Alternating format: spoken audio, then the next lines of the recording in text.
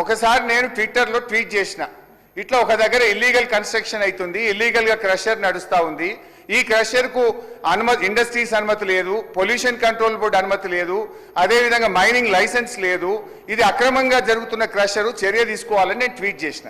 Tweet చేస్తే దాని మీద గౌరవ మంత్రి గారు పొంగులేటి శ్రీనివాసరెడ్డి గారు, ఇది మన మైనింగ్ మంత్రి గారి పేపర్లోనే వచ్చిన వార్త చదువుతున్నా, ఏమన్నారంటే అధ్యక్ష, నాపై మొరిగే కుక్కలను గొలుసుగట్టి ఎట్లా కట్టేయాలో బాగా తెలుసు అని పొంగులేటి శ్రీనివాసరెడ్డి గారు నా మీద స్టేట్మెంట్ ఇచ్చారు.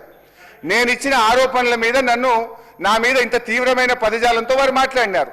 ఇది ఈ క్రషర్ ఆయనకు సంబంధం లేకపోతే ఎందుకు నా మీద పొంగులేటి శ్రీనివాసరెడ్డి గారు ఆ రోజు మాట్లాడినారు? సో నా మీద పొంగులేటి శ్రీనివాసరెడ్డి గారు ఆ రోజు ట్వీట్ చేసినప్పుడు మాట్లాడినప్పుడు నేను కూడా ఏమంటున్నా, పారదర్శకంగా మీరు ఎంక్వైరీ చేస్తామన్నారు కదా, వారు ప్రభుత్వంలో మంత్రిగా ఉంటూ enquiry సాధ్యమవుతుందా?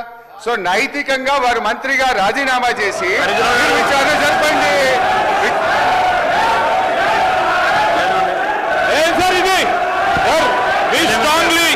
We strongly condemn the remarks made by Harish Rao గారు. మేము ఈరోజు ప్రస్తావన చేస్తా ఉన్నాం అధ్యక్ష.